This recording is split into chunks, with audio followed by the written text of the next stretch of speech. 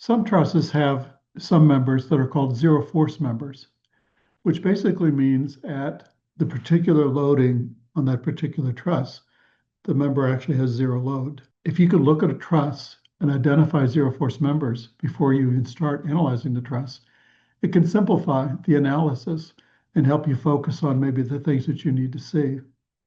Also, there's often a zero force member question on an exams or on the final exam.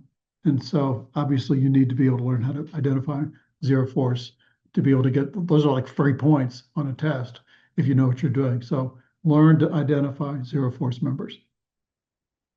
Your book basically gives two rules for zero force members, and your crib sheet gives those same two rules. I've actually added kind of a third rule that's slightly different than the two. So you could say there's 2.5 rules or maybe 3 rules for identifying zero force members. The first rule is called the elbow. I call it the elbow rule. And so the elbow rule is where you have two members that are like sticking out in space, and there's no load out there. There's no support reaction out there. And so if you just see two members at a connection like that, if you draw a free body diagram of that point D and orient an X prime and a Y prime axis so that, for example, the Y prime lines up with one of these guys, which basically makes X prime perpendicular to this guy. And then if you sum forces in the X prime direction, all you have is a component of FCD, but there's no other load. There's nothing going on out there. And so FCD has to be 0 from that X prime summation. And once you find that FCD is 0, then FBD automatically is 0. And so once you identify that, then you can put like a little 0 on these two members to help you realize, okay, these guys aren't carrying any load. I don't need to worry about them. Or when you draw a free body diagram, you can remove them altogether and draw this simple truss. That's the elbow rule. And we'll look at some more examples of this in a moment. The other rule is called, I call it the T rule. And so the T rule is where you have 3 members that are joint. 2 of the members are collinear, and there's no other load, no other support, nothing going on there. And then there's a third member that comes in at some angle. It can be at right angles or some other angle. And basically what you can do if you sum forces, so the 2 members that are collinear, if you sum forces perpendicular to this guy, if there's no other force, then this member here has to be 0. If you do that Y summation at joint B. If you inspect this truss here, if you look at joint C, there's 3 members coming together. There's no external load. You can identify CA is 0 force. Even at D, you've got CD and DE that are collinear with one another. And so if you look at joint D, this member comes off at an angle. There's no other force here. If you sum forces perpendicular to CDE, then this guy has to be 0. Now you look at this, you can say, wait a minute, point A looks complex. Doesn't A impart a load to AC or to AD? And that's a common question that students have. But keep in mind, most truss members have a simple end and a complex end. And whether you find the force from one end or the other, once you find it, that's the force in that member. And so if you can find the force from the simple end, do it that way. And so AC has a complex end and a simple end. But if you write equilibrium equations at C, this guy has to be 0. And so remember also the principle of trusses. If the entire truss is in equilibrium, every piece has to be in equilibrium. And I can write equilibrium equations for each piece to find that guy. And once you find it from this joint, then you carry it over to the next one, and then you carry it over to the next one. So analyze the simple end of a member and don't worry about the complex end of a member. This truss here, you can start at B, and this is the T rule, so this guy is 0. But once you put a 0 on this guy, or once you remove him, then H becomes a T rule example. And then so CH becomes 0. You can look at G, and so this guy is 0. You can look at D, this guy is 0. And then once you remove FD, then you realize that FC is 0. So for this particular loading configuration, this guy simplifies to literally just a triangle with none of these internal members, with a load C up at the top. Here's another example. Oh yeah, we just worked this one. We removed all of these guys.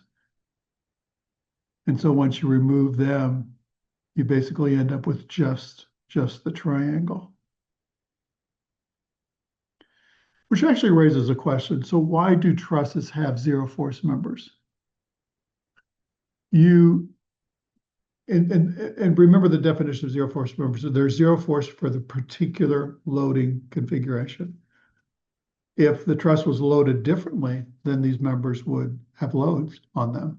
So one reason is to be able to handle different loading configurations that a user or somebody you may impose on the truss. But another important example is that in this particular truss, with C being loaded from the top, basically this whole truss is going to bend downward. And so the bottom chord, AE, is going to be in tension, and AC and CE are going to be in compression. You can kind of see that. So tension members are inherently stable. If you pull on a long, slender member, it's going to stay, it's stable. But if you look at member AC or CE, they're in compression. So if you put a long, slender member in compression, that long, slender member is going to buckle. And this is kind of a picture of buckling, the buckling of a long, slender compression member. So what you often do in a structure in general, if you identify a member as being in compression, you can put in some extra bracing that basically reduces the free length or the free unsupported length of a compression member. And by adding just one extra member tied in here, halves the length of that compression member and makes it much less likely to buckle in compression. So this leads us to the question. So again, when we do truss analysis, you're interested in identifying the internal forces in each member, and you want to identify which ones are in tension and which ones are in compression. So why is that? Well, part of it is just from the construction purposes or design purposes. If you have a member that's always in tension, you can put a cable in there. You can put a rope in there because a rope or cable handles tension just fine. But a member that you know is going to be in compression, you'll need to make that guy stiffer, a larger cross section, maybe provide some extra support with some extra members in it. And so you design it differently because you know it's in compression. And so that's why we're doing that. That's why we're analyzing trusses. It's why we're determining whether they're in tension or compression. It makes a difference when you build the truss, the kind of members that you choose for, or the type of material or shape that you choose for a particular member. There's actually a third rule for zero force members that I kind of, it's my rule, I've created it. So the first rule is the elbow rule. The second rule is the T rule. The third rule I call RACAR, or RACAR, or RACAR, or whatever, for right angle corner at a roller. So this is an example. You can look at AE and ED, and there's a roller reaction here at E. So you've got a reaction and two members here. So our elbow rule doesn't apply. Technically, our T rule doesn't apply either because there's a force here. There's not a member here. And so this is a right angle corner. AE and ED form a right angle, and there's a roller here. And so once you look at this guy and draw a free body diagram of him, if you sum forces in the vertical direction or in the y direction, FAE is clearly 0. And then FED is equal to EX here, equal to the support reaction here. So this is actually another interesting example from a truss construction perspective. And so strictly speaking, AE is a 0 force. And you would say, well, why don't we just remove that guy? But if we remove that guy, then you basically have this long, slender member pushing against a roller. And so it's pretty easy to see that if you have a long, slender member pushing on a roller, it's going to slip off up or down. And so it's inherently unstable. And so you actually need AE to lock ED onto that roller to keep him from pivoting away. But technically, AE doesn't carry any load. And so this is a special case that shows up on some trusses, and it doesn't really fit in the elbow rule or in the T rule. But again, I call it the right angle corner at a roller. We'll look at a couple examples here in a moment. So 3 rules for 0 force. If you could recognize these guys, it will help you. So in a moment, we're going to work actually a number of different examples in probably a couple of different videos to just practice identifying 0 force. And that will help you in your truss analysis and will help you on your exams.